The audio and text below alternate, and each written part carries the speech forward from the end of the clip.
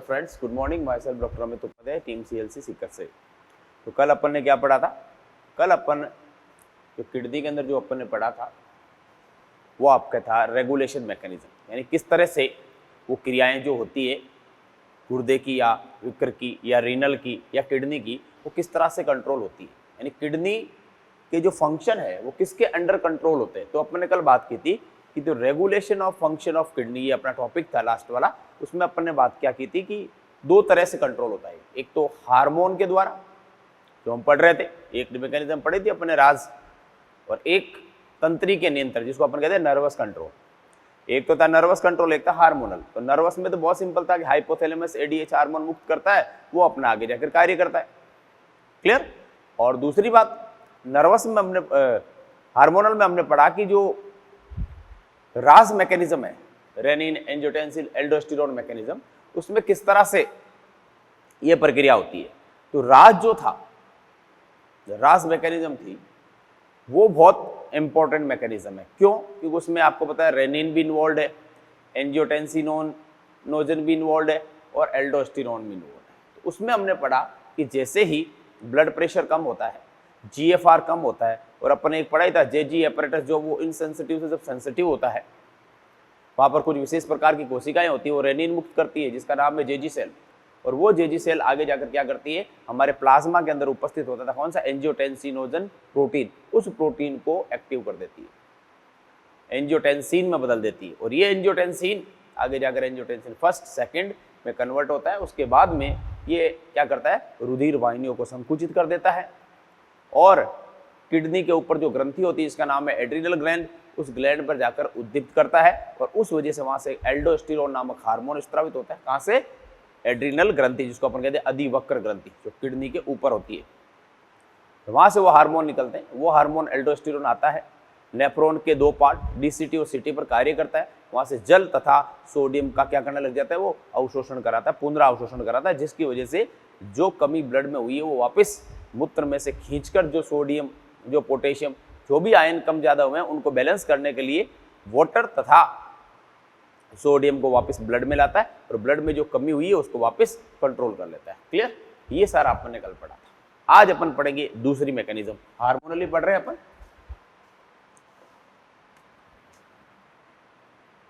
ये hormonal regulation, hormonal regulation दूसरा प्रकार का, पहला था तंत्रिकीय, दूसरा है हार्मोनल। इसमें अपन एक मैकेनिज्म पढ़ चुके हैं भाई, कौन सी? राज, ये पढ़ चुके हैं अपन। ठीक है, अब अपन दूसरी ले रहे हैं जिसका नाम है, कल लिखा था मैंने ANF, देखो जाते जाते, या ANP लिखा था। ये क्या है? पहले तो इसकी फुल फॉर्म देखो आप क्या है, एट्रियल नेट्री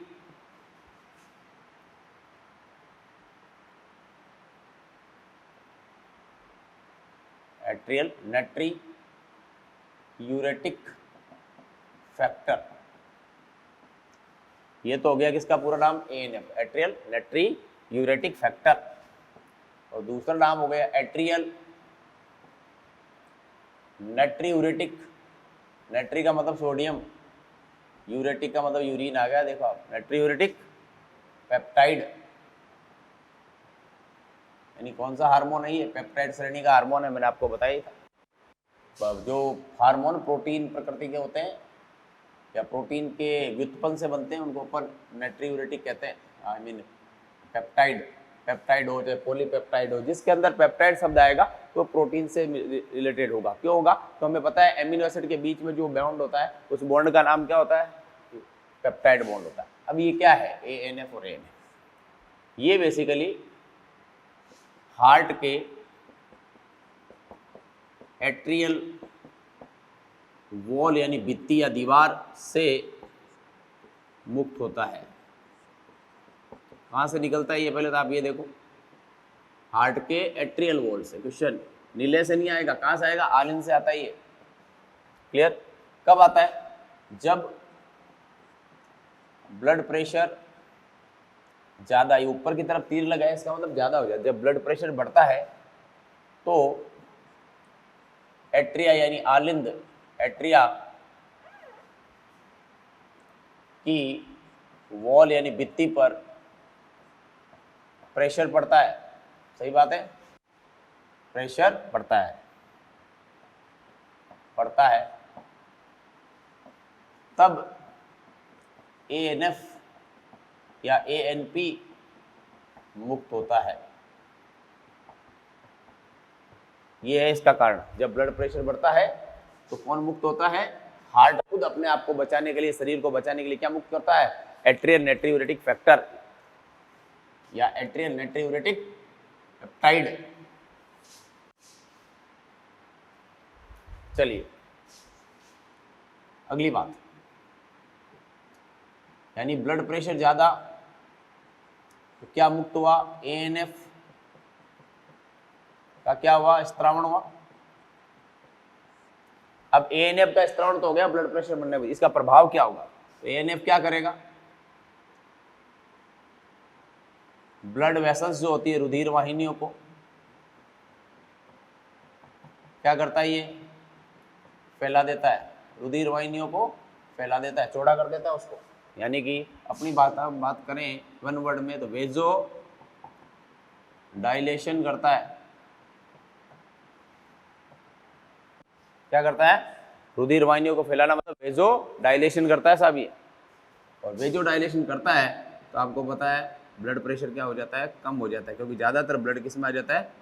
ज़्यादातर ब्लड किस में रह जाता है? ब्लड वेसल के अंदर रह जाता है, रुधिर वाहिनियों में रुक जाता है, हार्ट पे कम जाता है। तो ये किसके द्वारा मुक्त होता है? क्वेश्चन नंबर 1, एट्रियल वॉल के द्वारा। कब मुक्त होता है? जब ब्लड प्रेशर ज़्यादा हो। और इसका प्रभाव क्या होता है कि क्या कर देता है? ये वेजो डायलेशन करता है, रुधिर वाहिनियों को फैला देता है। क्लियर? ये लिखिए आप, यानी कि ANF और ANP।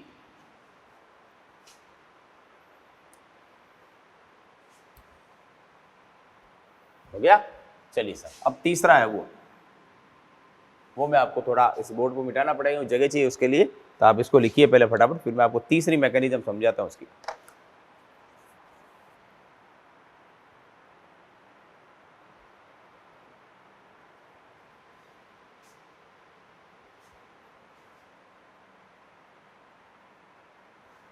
लिखिए,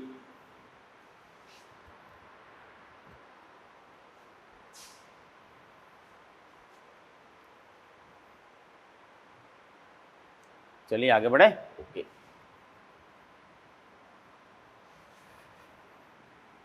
यानी ब्लड प्रेशर बढ़ेगा तो हार्ट की वॉल पर प्रेशर पड़ेगा, और हार्ट की वॉल पे अगर प्रेशर पड़ेगा तो हार्ट क्या रिलीज करेगा? ANF।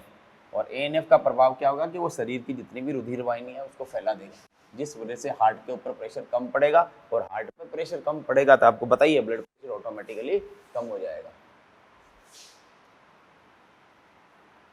और धमनियों पर भी दाब कम पड़ेगा। तीसरा, इसका नाम है आपके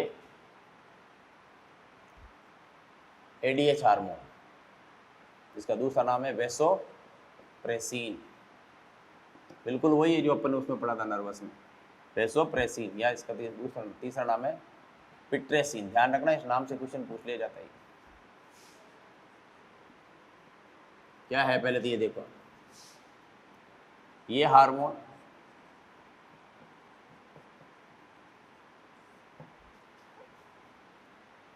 शरीर में जल की मात्रा को बैलेंस करता है। पहली बात तो ये है, जल की मात्रा को बैलेंस करता है। यह जल की कमी के दौरान, ये जल की कमी के दौरान ADH का स्त्रावण बढ़ जाता है। नेक्स्ट, ये मूत्र में यानी यूरिन में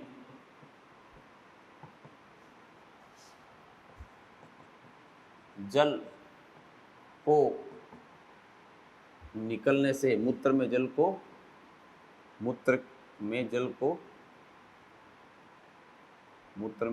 निकलने से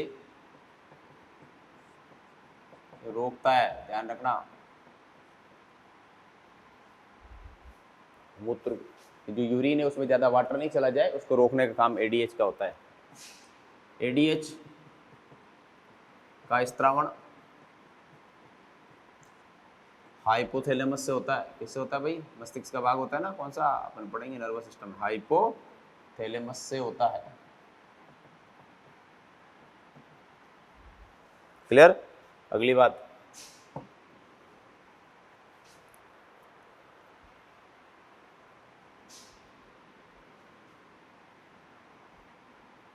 एडीएच की कमी से, मान लो एडीएच किसी से कम स्रावित होता है, कमी से डायबिटीज इंसिपिडस, कौन सा रोग? डायबिटीज इंसिपिडस रोग होता है। इसमें क्या होता है, व्यक्ति के अंदर जो है यूरिन बार बार आने लग जाएगा, यानी कि यूरिन जो होगा वो बार बार करता रहेगा, कंटिन्यू यूरिन होता रहेगा। यानी अब नॉर्मली अपन यूरिन की मात्रा कितनी बताते हैं? 24 घंटे में 1 से 1.5 लीटर। और जब ये एडीएच की कमी हो जाए, मान लो किसी रोग की वजह से, इस रोग का नाम है डायबिटीज इंसिपिडस, तो यूरिन बार बार आएगा, यानी वो बंदा 24 घंटे में कम से कम 10 से 12 लीटर यूरिन त्याग देगा। क्लियर? तो ध्यान रखिए ये कैसे करता है, देखिए आप, ये एडीएच के बारे में आपको पता होना चाहिए थोड़ा बहुत। एडीएच यानी कि एंटी डायूरेटिक हार्मोन। एंटी का मतलब रोकना, डायूरेसिस का मतलब होता है मूत्रण, यानी मूत्र में जल की हानि को रोकने वाला हार्मोन। कौन? एडीएच, जिसके बहुत सारे नाम है, वैसोप्रेसिन और पिट्रेसिन। चलिए आगे बढ़िए। कैसे? अब देखो आप, ये मैंने एक धमनी बना दी है, ये धमनी है, और इस धमनी के अंदर ये इस प्रकार के रिसेप्टर बना दिए मैंने। ये धमनी है, बोले तो आर्टरी,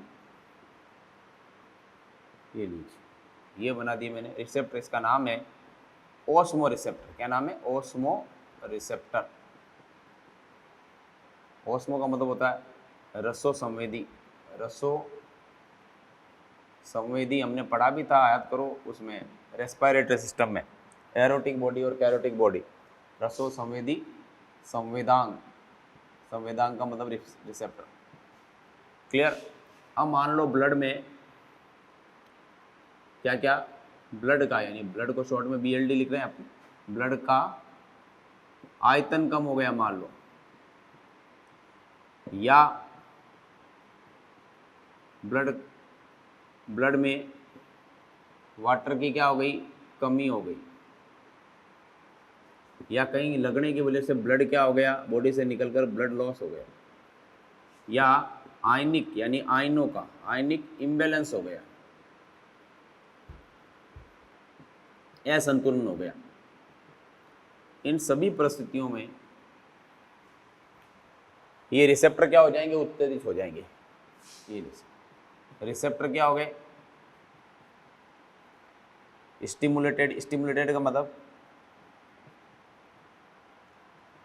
उत्तेजित हो गए, और रिसेप्टर उत्तेजित होते ही मैसेज जाएगा किसको, हाइपोथैलेमस को। ये है कंट्रोल करने वाला, लास्ट वाला कौन है, हाइपोथैलेमस। हाइपोथैलेमस क्या मुक्त कराएगा, क्या मुक्त करेगा, एडीएच हार्मोन। एडीएच हार्मोन का स्त्रवण करेगा। एडीएच हार्मोन क्या करेगा, दो काम करेगा। क्या? एफरेंट आर्टेरियल को क्या कर देगा, संकुचित कर देगा। एफरेंट आर्टेरियल को संकुचित करेगा, तो एफरेंट आर्टेरियल को अगर संकुचित कर दिया है तो वो ग्लोमेरुलस में ब्लड क्या जाएगा, कम जाएगा। कम जाएगा इसका मतलब जीएफआर कम हो जाएगी उसकी, यानी यूरिन के अंदर वाटर लॉस कम हो जाएगा। तो अब जो आप बचा रहे हो, एफरेंट आर्टेरियल को संकुचित करके जो आप पानी को बचा रहे हो, वो किस में जा रहा है, बॉडी में तो जा रहा है वापस, आगे नहीं जाकर कहाँ, बॉडी में इकट्ठा हो रहा है। तो शरीर के अंदर जल का या फिर द्रव का आयतन क्या हो रहा है, ज़्यादा ही हो रहा है ना, यानी पहले से ज़्यादा हुआ, यानी कि मूत्र को आने से रोक दिया है। एफरेंट आर्टेरियल को संकुचित करता है। संकुचित को क्या कहते हैं अपन, वेसो कॉन्स्ट्रिक्शन। बिल्कुल वैसा ही है जैसा अपन ने पढ़ा था नर्वस में, वेसो कॉन्स्ट्रिक्शन। वेसो कॉन्स्ट्रिक्शन यानी कि संकुचित करना रुधिर वाहिनियों को। क्लियर? चलिए, और डीसीटी एंड सीटी में से जल के पुनरावशोषण को क्या कर देगा, बिल्कुल सही बात है, पुनरावशोषण को जिसको अपन इंग्लिश में लिखो इजी रहता है, रीअब्जॉर्प्शन, छोटा ही लिखना पड़ता है। रीअब्जॉर्प्शन को क्या कर देता है, बढ़ा देता है। ये लीजिए, ये हो गए आपके एडीएस के तीनों मैकेनिज्म हो गई आपके, कौन कौन सी, रास की भी, एएनएफ की भी और एडीएस की। क्लियर। चलिए अब अपन चर्चा करेंगे किसकी, यूरेटर की, यानी कि किडनी हमने पूरी पढ़ ली, अब अपन बात करेंगे यूरेटर की, फिर बात करेंगे यूरिनरी ब्लैडर की, और फिर बात करेंगे यूरिथ्रा की। क्लियर, ये बातें आज अपन सारी करेंगे, लिखिए फटाफट।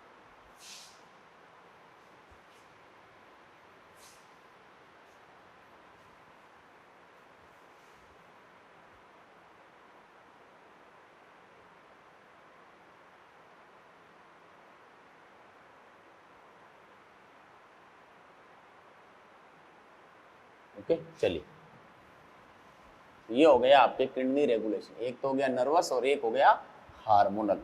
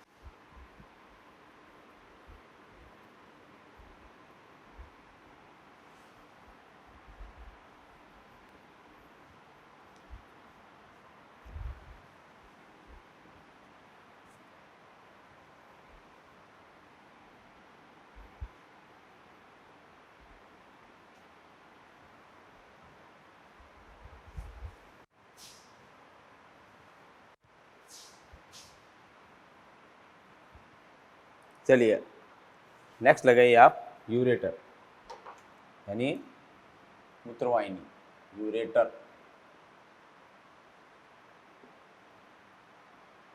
मूत्र नलिका।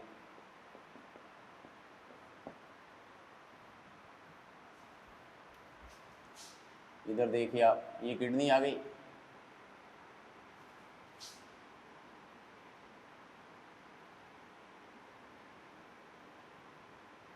रफली बना लो बस, समझना है। ये राइट किडनी है, ये लेफ्ट किडनी है। इसके ऊपर आप सभी जानते हो कौन सी ग्लैंड है, एड्रीनल।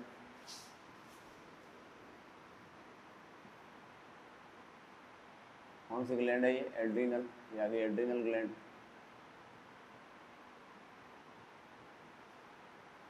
एड्रीनल ग्लैंड, ये आ गई कौन सी, लेफ्ट किडनी। किडनी को क्या बोलते हैं अपन, रीनल। क्लियर। अब यहाँ से निकलेगा ये मूत्र नलिका,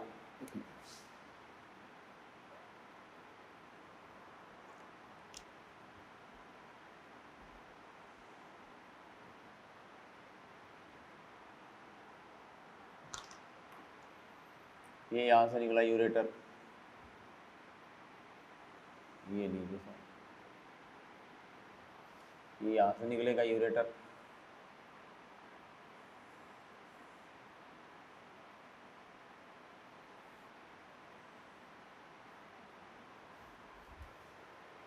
मजा नहीं आया।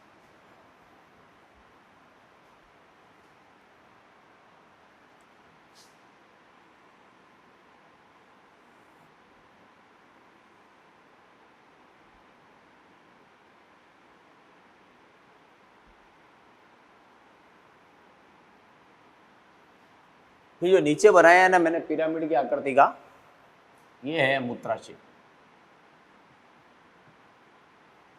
इसको अपन अब बोलेंगे यूरिनरी ब्लैडर, यूरिनरी ब्लैडर। और इसके अंदर आप देखोगे संरचना, ये ट्राइंगुलर जो मैंने बनाई, इसको कहते हैं ट्राइगोन। क्या कहते हैं, ट्राइगोन। क्लियर, ये दो त्रिकोणाकार बनाया ना, ट्राइगोन। अब ये यूरेटर आया, अब यूरेटर आकर यूं खुलेगा, तिरछा, ध्यान रखना, ऑब्लिकली इस तरह से। इधर से भी आएगा यूरेटर, ये लीजिए, ये आ गया मूत्र किडनी में बना और यहाँ पर आ गया। ये जो आप दो देख रहे हो ये है यूरेटर। ये वाला एरिया आपको सबको पता है कौन सा है, अंदर वाला। इसके अंदर से मैं इसको ऐसे कर देता हूँ, ये एरिया कौन सा है, रीनल पेल्विस, याद करो रीनल पेल्विस। और रीनल पेल्विस से जो यूरिन आएगा वो किस में आएगा, ये मूत्र आ रहा है इसके अंदर से, इसमें आ गया यूरेटर में, ये दोनों यूरेटर्स आ गए, राइट और लेफ्ट, ये राइट है ये लेफ्ट है, दोनों यूरेटर आ गए, है ना। इधर से यूरिन इधर से आ जाएगा, ये इन दोनों से आकर किस में इकट्ठा हो जाएगा, आपके इस ट्राइगोन वाले भाग में, क्लियर। और यहाँ से आगे कहाँ जाएगा वो अपन अभी पढ़ेंगे। ये आ गया मूत्र मार्ग, ये लीजिए ये आ गया मूत्र मार्ग, क्योंकि इंग्लिश में बोलेंगे यूरिथ्रा, क्या बोलेंगे, यूरिथ्रा। अब कैसे क्या होगा, अभी तो अपन को यूरेटर का पता होना चाहिए। सबसे पहले बात, यूरेटर के कुछ पॉइंट लिखो आप। यूरेटर की लंबाई लिखो आप 20 से 25 सेंटीमीटर, 20 से 25 सेंटीमीटर, इधर वाला 20 है, इधर वाला लेफ्ट वाला 25 है, क्योंकि वो लेफ्ट वाली किडनी ऊपर होती है, राइट वाली थोड़ी किडनी नीचे होती है, पता ही, आप देखोगे यहाँ से, ये देखो ये थोड़ी सी ऊपर है ना, ये थोड़ी नीचे है। चलिए नेक्स्ट, यूरेटर की आंतरिक सतह पर,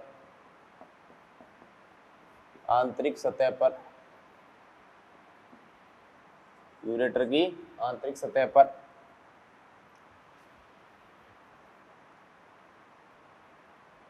प्रसारी ऊतक, बहुत इंपॉर्टेंट क्वेश्चन है, इंग्लिश में लिखो इसको क्या कहते हैं, ट्रांजिशनल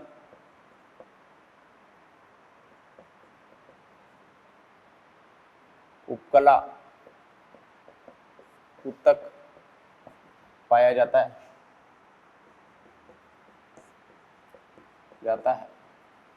नेक्स्ट अगला पॉइंट इंपॉर्टेंट, ये जो ऊतक, इसकी आंतरिक सतह पर कौन सा ऊतक है, ये आंतरिक सतह बना रहा हूँ मैं, देखो आप किसकी आंतरिक सतह बना रहा हूँ, यूरेटर की, सबकी जो है आंतरिक सतह।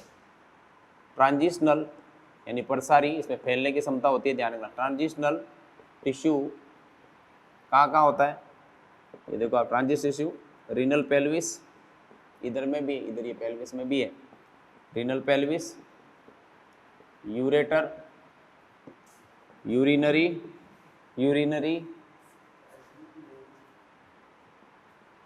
ब्लैडर,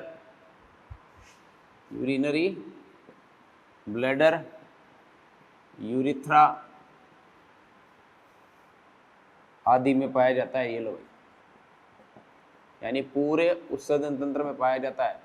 कौन सा ऊतक, ट्रांजिशनल, करो क्वेश्चन, पूरे में पाया जाता है, क्योंकि इसमें फैलने की क्षमता होती है भाई, क्लियर। नेक्स्ट अगला, यूरेटर का आंतरिक व्यास 6 से 8 mm का होता है, 6 mm से लेकर 8 mm तक है। ये कौन सा, अंदर वाला, कितना है अंदर का, 6 mm से 8 mm, ठीक है। चलिए साहब, यानी इससे बड़ी अगर पथरी हुई, कहते हैं ना किडनी में पथरी हो गई, अगर इससे ज्यादा साइज बड़ा है तो किडनी की पथरी बाहर नहीं आएगी, इससे छोटा है तो मूत्र के साथ निकलकर बॉडी से बाहर निकल सकती है, क्लियर। अगर इससे बड़ी है तो आपको ऑपरेशन कराना ही पड़ेगा। चलिए ये बात करेंगे जब रोग पड़ा। ये आ गई बात किसकी, यूरेटर की। तो ध्यान रखना, यूरेटर सीधे नहीं खुलते हैं, ये कौन लिख देता है, यूरेटर्स मूत्राशय में तिरछे खुलते हैं, ध्यान रखना, तिरछे खुलते हैं, ऑब्लिक क्लिप ओपन, ओके। चलिए, सीधा इसलिए नहीं खुलता है कि वापस यूरिन चला जाता है इसके अंदर, फिर से इसलिए खुलता है कि यूरिन इससे धीरे धीरे यहाँ से ड्रॉप ड्रॉप आता रहेगा, और सीधा होता है तो वापस यूरिन इसमें घुस के वापस किडनी में प्रेशर, नेगेटिव प्रेशर बन जाता है, इसलिए बनाइए साहब। इसके बाद में अपन बढ़ते हैं यूरिनरी ब्लैडर, मूत्राशय। किडनी के बाद में दूसरा हुआ है, ध्यान रखना, इतने दिन तक किडनी पढ़ रहे थे, तो छोटा छोटा अभी पढ़ लेंगे। लिखिए फटाफट लिखिए,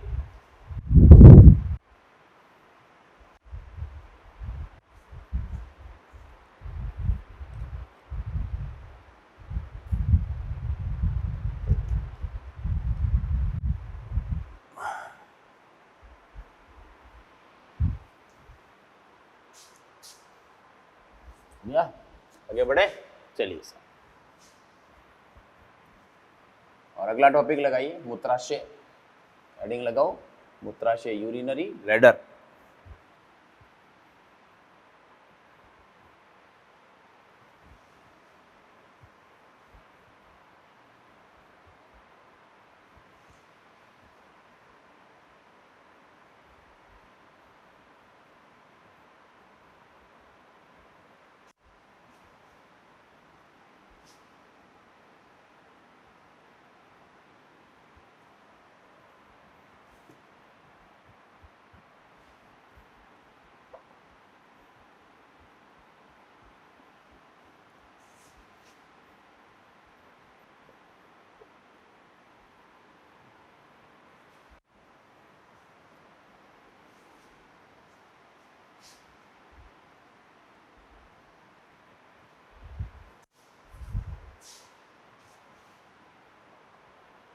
चलिए साहब, नेक्स्ट लगाइए यूरिनरी ब्लैडर।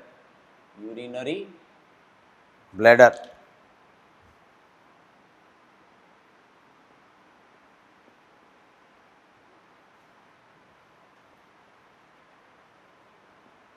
इसको अपन क्या कहते हैं? मूत्राशय। चलिए सर, पॉइंट लिख लेते हैं। यूरिनरी ब्लैडर को अपन शॉर्ट में क्या लिखेंगे? यूबी, है ना। यूबी में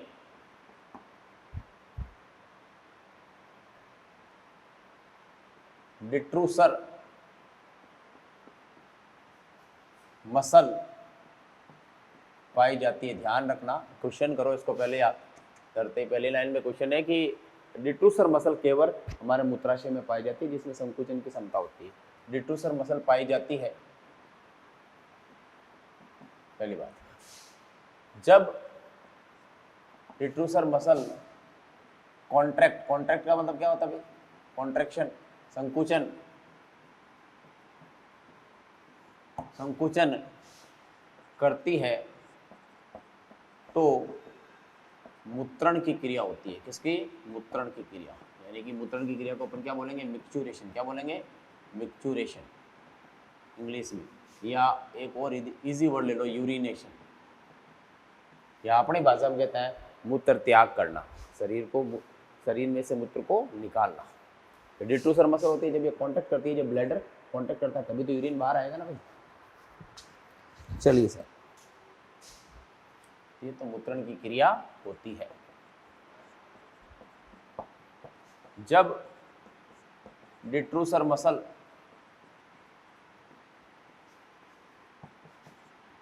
रिलैक्स यानी कि शिथिल, आराम से शिथिल होती है तो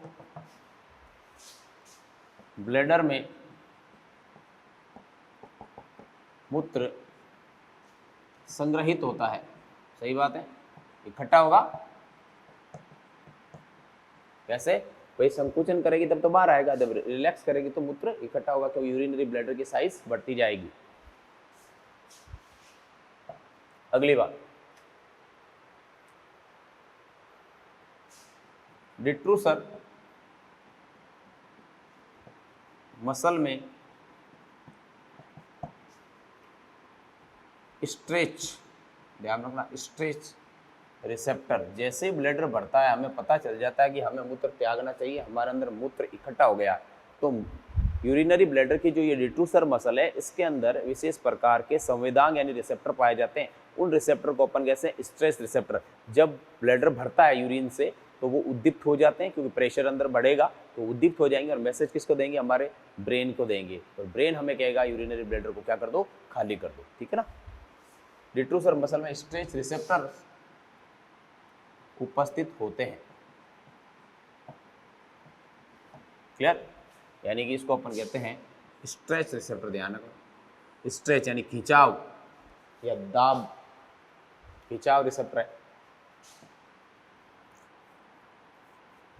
जब यूरिनरी ब्लैडर भर जाता है, बढ़ जाता है, कितना भर जाता है? कितना? 200 से 300 सीसी। सीसी का मतलब यहाँ ml ही है। 200 से 300 सीसी भर जाता है तो ये स्ट्रेच रिसेप्टर उत्तेजित हो जाते हैं, यानी कि एक्टिव हो जाते हैं, उत्तेजित हो जाते हैं, और सूचनाएं मस्तिष्क को देते हैं, यानी कि ब्रेन को देते हैं, ब्रेन को भेजते हैं। किसके माध्यम से? तंत्रिका के माध्यम से। तो ब्रेन क्या करता है फिर? इस ब्लैडर को खाली करता है। क्लियर? अब इसकी अपन बना देते हैं संरचना। देखो आप,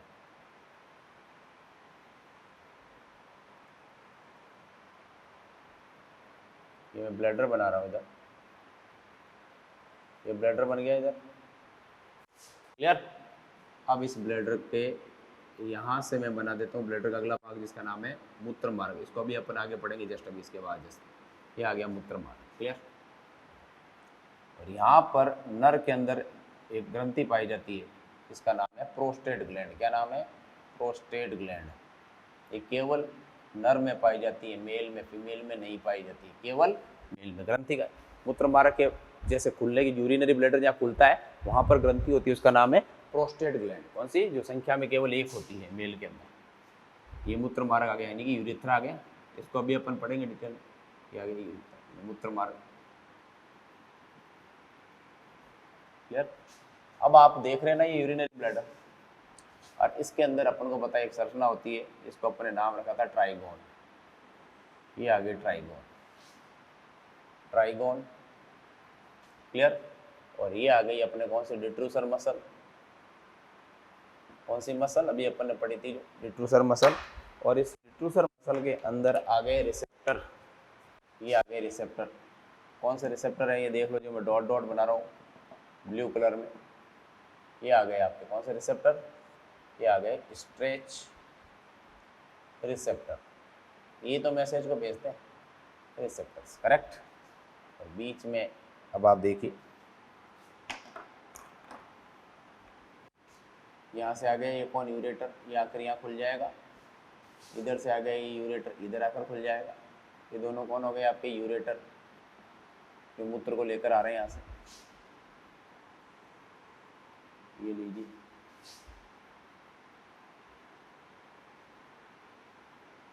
ये लीजिए, किडनी से मूत्र को लेकर आ रहे हैं। सही बात है। ये आ गया कौन? यूरेटर।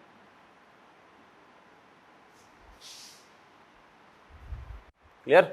और इसके अंदर ये इकट्ठा हो जाएगा, क्रॉस क्रॉस लगा रहा हूँ मैं, ये क्या हो गया? यूरिन। यूरिन यानी मूत्र। ये और इसकी भी आंतरिक सतह पर कौन सा उत्तक पाया जाता है? अपन को पता ही है, ट्रांजिशनल उत्तक। मैंने बता ही दिया था आपको पहली लाइन। क्लियर? अब यहाँ पर एक अवरोधनी पाई जाती है। लो, ये अवरोधनी, इसे कहते हैं आंतरिक अवरोधनी। आंतरिक अवरोधनी जानते हैं आप? स्फिंक्टर बात हो रखी है अपनी कई बार। अवरोधनी, इसको अपन कहते हैं इंटरनल यानी आंतरिक, और अवरोधनी को क्या कहते हैं? स्फिंक्टर। क्या कहते हैं? पढ़ चुके अपन डाइजेस्टिव में वगैरह कई बार आया स्फिंक्टर। आंतरिक अवरोधनी ये क्या होती है? अपने कंट्रोल में नहीं, यानी कि इनवॉलेंट्री है। ये क्या है? इनवॉलेंट्री है। बोले तो अनैच्छिक है, हमारी इच्छा शक्ति पर निर्भर नहीं करती, अनैच्छिक। क्योंकि ये किसकी बनी हुई है? चिकनी पेशी। करेक्ट? अब आते हैं अपन थोड़ा सा आगे। ये अनैच्छिक आ गई, ये इस तरह से। और यहाँ पर पाया जाता है एक और स्फिंक्टर, जो अभी मूत्र मार्ग में पढ़ेंगे अपन। इसको अपन कहते हैं एक्सटर्नल, यानी बाह्य अवरोधनी को अपन क्या कहते हैं? स्फिंक्टर। ये आ गया स्फिंक्टर, ये आ गया बाह्य अवरोधनी। ये लीजिए। लेकिन ये क्या होती है? ये होती है ऐच्छिक। क्या होती है? ये होगी ऐच्छिक। बोले तो वॉलंटरी है ये। क्या है ये? वॉलंटरी है। वॉलंटरी से मतलब ये कंकाली पेशियों की बनी हुई होती है, तो अपनी इच्छा शक्ति के अनुसार अपन मूत्र को कंट्रोल कर लेते हैं। कहते हैं ना, मूत्र आ रहा है रोक लो, थोड़ी देर बात करेंगे। रोकने का जो काम हो रहा है वो कौन कर रहा है? आपके ये ऐच्छिक पेशियाँ कर रही है। ये आंतरिक वाला तो किसका बनाते हैं? चिकनी पेशी को, जो हमारे नियंत्रण में बिल्कुल होती नहीं है। और अगर हमारे नियंत्रण में नहीं होती है तो आपको पता ही है, यूरिन जो है, ये ब्लड है, ये भी क्या है? अनैच्छिक है। ये भी संकुचन करेगा, ये खुल जाएगा, ये खुलेगा, और ये बंद रहेगा जब तक अपने यूरिन कंट्रोल में रहेगा। जिस दिन अपने ये खुल जाता है, अपनी इच्छा से खुलता है वैसे, क्योंकि ऐच्छिक पेशियों का बना हुआ है, कंकाली पेशियों का बना हुआ है। क्लियर? ये हो गई आपके किसकी? यूरिनरी ब्लैडर की संरचना, ये बनाइए आप। फिर अपन आगे पढ़ते हैं मूत्रण प्रक्रिया। बोले तो मिक्चुरेशन रिफ्लेक्स, यानी ये ब्लैडर को खाली कैसे किया जाता है, कौन कौन से अनुकंपी परानुकंपी तंत्रिका तंत्र इसका मैसेज ग्रहण करते हैं, किसका, स्ट्रेच रिसेप्टर का, और हमें कैसे पता चलता है ये सारी प्रक्रियाएं, और कैसे ये कपाट खुलते हैं। कपाट का मतलब है अवरोधन, खुलती और बंद होती है। इस प्रक्रिया को अपन कहते हैं मूत्र, यानी मूत्र को त्यागना और मूत्र को रोकना। ये सारी प्रक्रिया एक प्रतिवर्ती क्रिया है, क्योंकि जैसे ब्लैडर बढ़ता है ये जो रिसेप्टर है उत्तेजित हो जाते हैं और मैसेज को कहाँ मिलते हैं, हमारे ब्रेन तक भेजते हैं, ब्रेन उसका रिप्लाई करता है। ओके, तो ये आप लिखिए।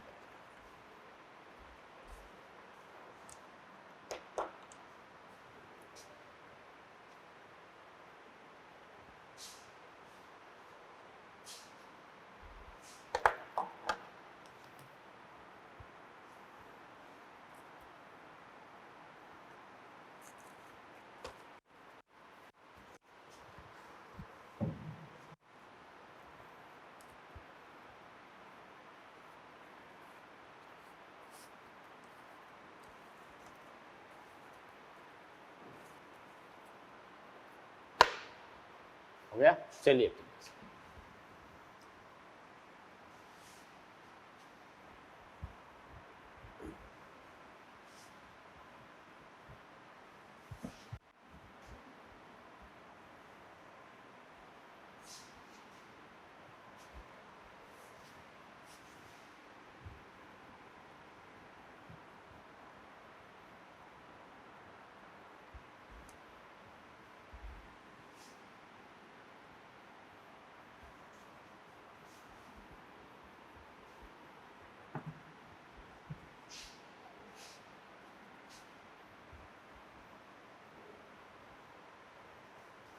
अगला टॉपिक लगाइए आप, मिक्चुरेशन रिफ्लेक्स।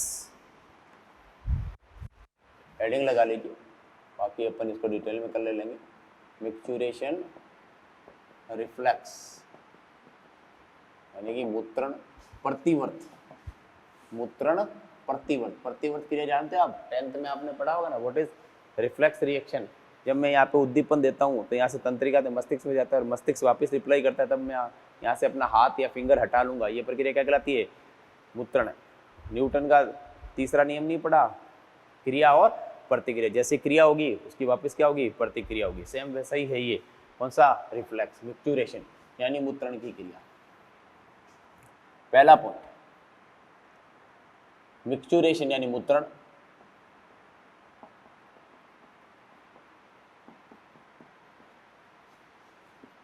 क्रिया CNS यानी केंद्रीय तंत्रिका तंत्र, सेंट्रल नर्वस सिस्टम, तथा ANS इसको अपन कहते हैं स्वायत्त तंत्रिका तंत्र यानी ऑटोनॉमिक नर्वस सिस्टम के अंडर कंट्रोल होती है। किसके अंडर कंट्रोल होती है भाई,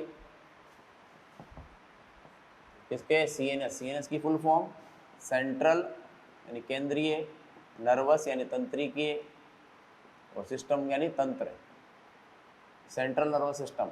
और ये कौन सा हो गया, स्वायत्त तंत्रिका तंत्र यानी ऑटो, A फॉर ऑटो, नॉमिक, आगे वही नर्वस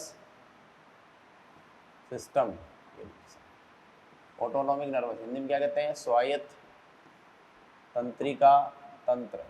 इसके दो भाग होते हैं, एक अनुकंपी और एक परानुकंपी, और सेंट्रल नर्वस सिस्टम के दो भाग होते हैं, brain and spinal cord. Clear. अगली बात,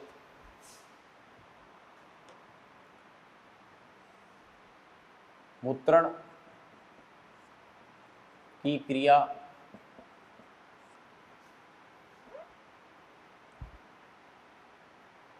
पूर्णतया यानी पूरी तरह से, पूर्णतया CNS के कंट्रोल में होती है। अगर आपसे CNS और ANS दोनों का पूछ ले कि मेन कौन कंट्रोल करता है, तो आंसर क्या दोगे, CNS के कंट्रोल में। ध्यान, CNS के कंट्रोल में होती है, CNS के कंट्रोल में होती है। ओके गाइस, आगे अपन प्रोसेस पढ़ेंगे पूरा, तो इसका डिस्कशन अपन कल करेंगे। तो आज अपन ने यूरेटर पढ़ा, यूरिनरी ब्लैडर पढ़ा, और हार्मोनल रेगुलेशन किस तरह से होता है वो पढ़ा। कल हम बात करेंगे मिक्चुरेशन रिफ्लेक्स पूरा करेंगे, यूरिथ्रा और अन्य उत्सर्जी अंग। क्लियर, ये अपना कल का टारगेट रहेगा। क्लियर, तब तक आप एनसीईआरटी पढ़ना शुरू करें, मॉड्यूल के क्वेश्चन सॉल्व करें, प्रॉब्लम हो तो उसे आप सेंड करें। Okay, thank you, take care of yourself.